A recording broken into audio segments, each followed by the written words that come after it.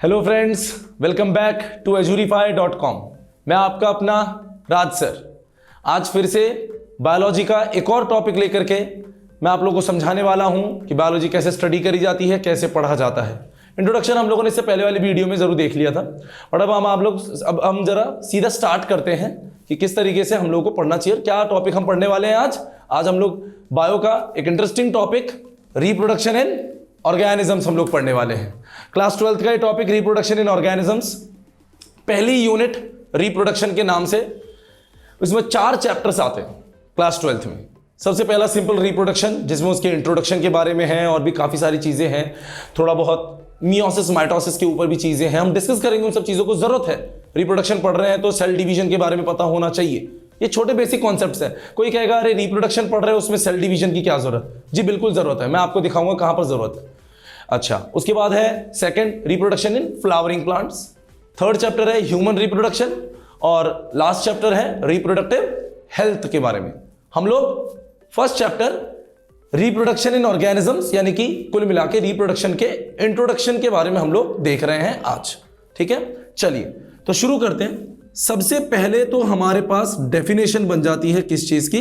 Reproduction की। What is reproduction, reproduction क्या है, ये सारी चीजें देख लेते हैं, है ना। मैंने आप लोगों को पहले ही बताया था कॉन्सेप्चुअल तरीके से पढ़ो। डेफिनेशंस याद करना कोई बहुत टफ या बहुत डिफिकल्ट बात नहीं है, बहुत सिंपल चीजें होती है, बस समझने की बात होती है ना। देखते हैं। The process by which an organism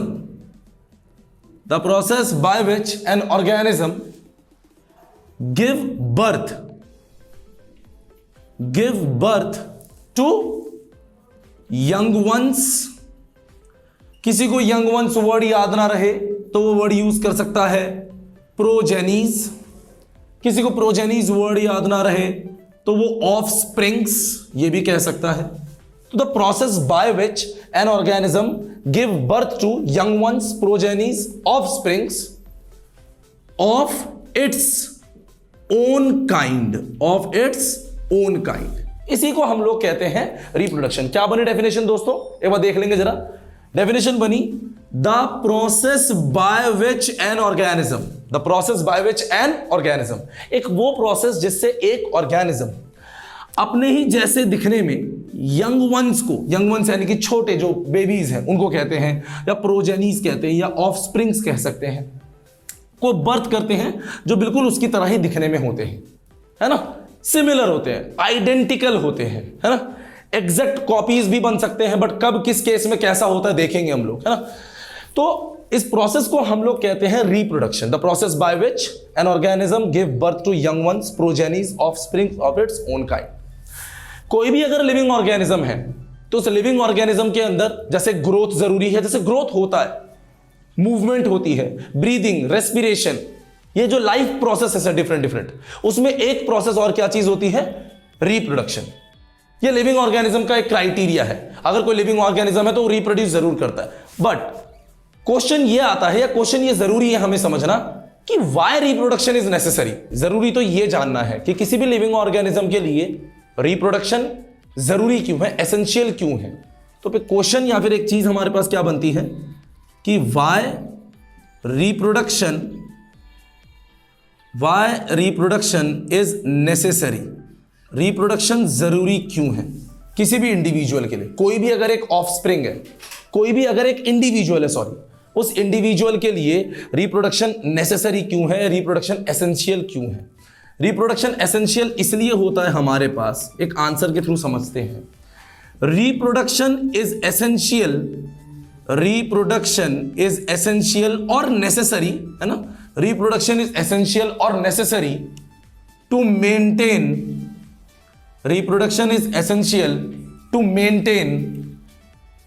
the continuity of population of a species. अगर कोई स्पीशीज समझते हो ना, ग्रुप ऑफ ऑर्गेनिजम्स हैं सिमिलर काइंड दिखने वाले, है ना, उनको स्पीशीज कहते हैं।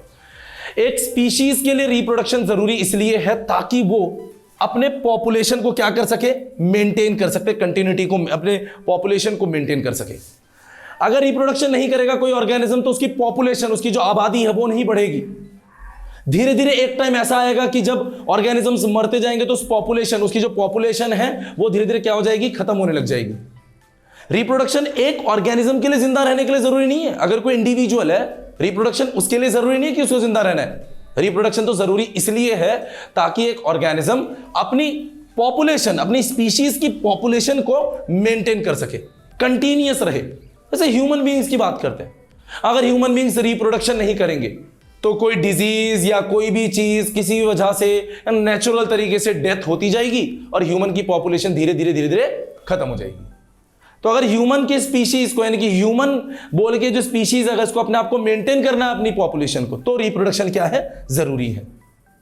Reproduction is not essential to being alive, remain alive रहने के लिए। टू रिमेन अलाइव रिप्रोडक्शन जरूरी नहीं है। रिप्रोडक्शन जरूरी है ताकि एक इंडिविजुअल अपनी पॉपुलेशन, अपनी कंटिन्यूटी को मेंटेन कर सके, लगातार चलता रहे वो, है ना, इसलिए रिप्रोडक्शन जरूरी है। अब देखते हैं रिप्रोडक्शन के टाइप्स के बारे में समझते हैं जरा। What are the types of reproduction. ठीक है, रिप्रोडक्शन इन ऑर्गेनिजम्स में हम लोग देखते हैं टाइप्स ऑफ रिप्रोडक्शन। तो हमारे पास आता है टाइप्स ऑफ रिप्रोडक्शन।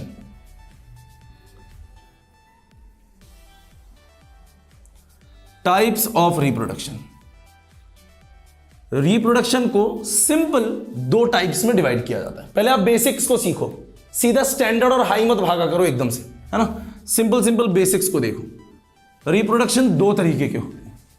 एक होता है हमारे पास asexual mode of reproduction, asexual mode of reproduction,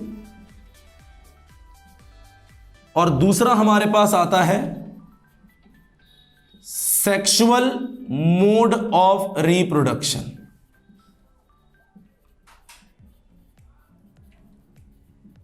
asexual and sexual mode of reproduction, इन दोनों को डिफरेंशिएट करके हम लोग समझते हैं। इसकी डिटेलिंग के बारे में हम लोग नेक्स्ट बाद में देखेंगे, बट पहले समझते हैं जरा, थोड़ा सा इसको देखते हैं। एसेक्सुअल और सेक्सुअल मोड ऑफ रिप्रोडक्शन क्या है, क्या चीज है, क्या इसमें बेसिक चीजें हैं। दो पार्ट में डिवाइड कर लेते हैं इसको जरा, ठीक है।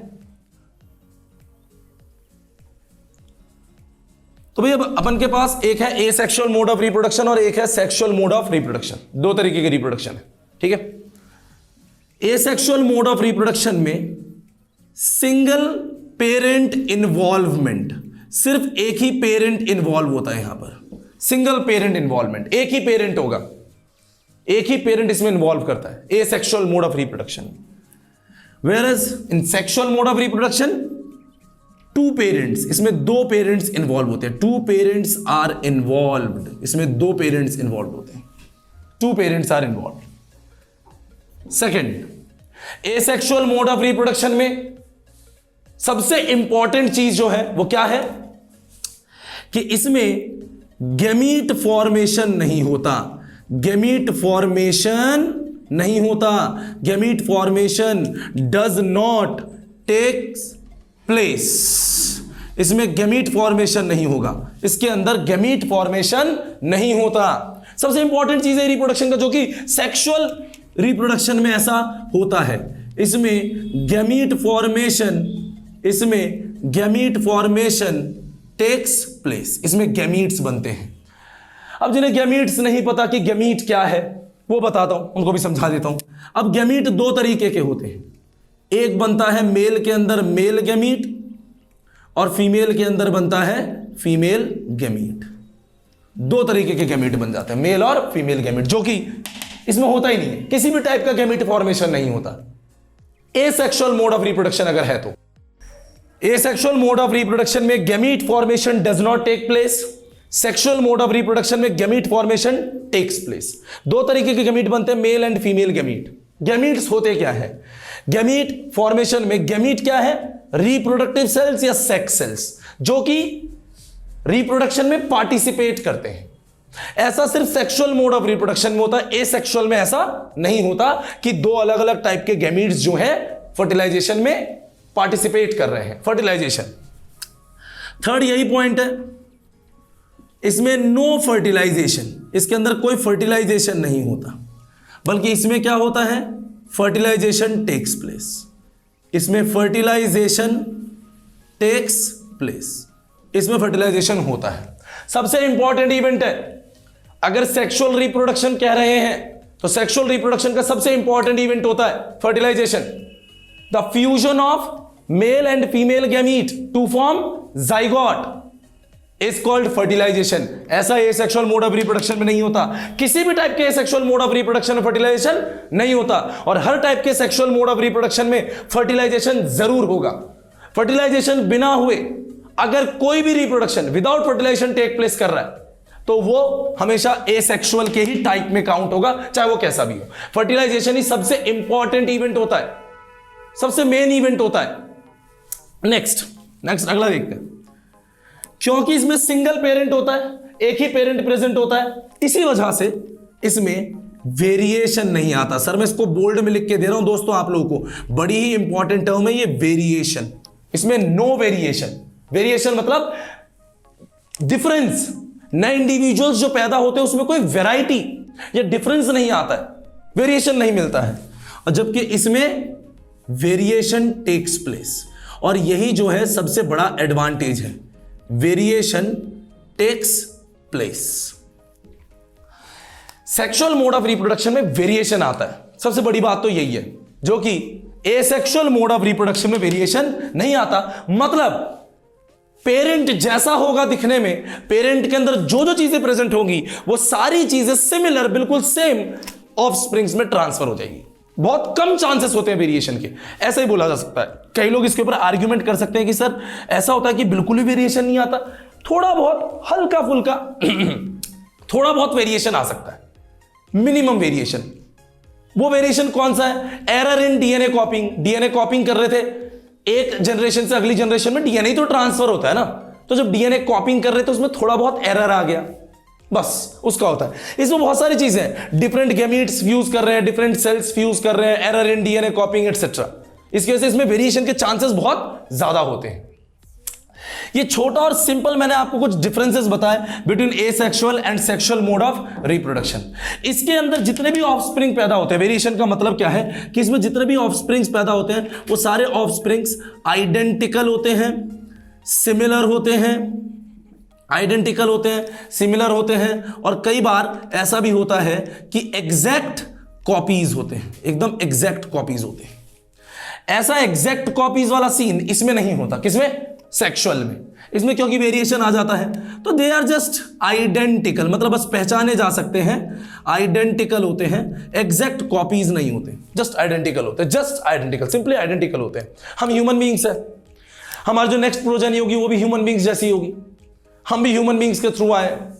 लायन टाइगर की बात करेंगे, अब जो लायन के बेबीज पैदा होते हैं सर वो लायन के जैसे होते हैं, टाइगर के टाइगर जैसे होते हैं, बट उनके अंदर एक छोटा मोटा क्या आता रहता है, वेरिएशन आता रहता है। वो वेरिएशन सिर्फ सेक्सुअल मोड ऑफ रिप्रोडक्शन में होता है, लेकिन ऐसा एसेक्सुअल मोड ऑफ रिप्रोडक्शन में नहीं आता। तो क्या चीज सीखा, अगर एसेक्सुअल मोड ऑफ रिप्रोडक्शन में सपोज पेरेंट के अंदर कोई डिजीज है, कोई बीमारी है, तो वो अगली जनरेशन में भी ट्रांसफर हो जाएगा। पर सेक्सुअल रिप्रोडक्शन करने वालों के अंदर ये चीज थोड़ा सा क्या है कि अगर सपोज पेरेंट को अगर कोई डिजीज है तो वो मे और मे नॉट बी ऑफस्प्रिंग्स में जो है ट्रांसफर हो भी सकता है और नहीं भी हो सकता है। इसको हम लोग कहते हैं sir sexual mode of reproduction, और ये हमारे पास है एसेक्सुअल मोड ऑफ रिप्रोडक्शन। इतना ही रखते हैं, इसके आगे नेक्स्ट आगे देखते हैं फिर।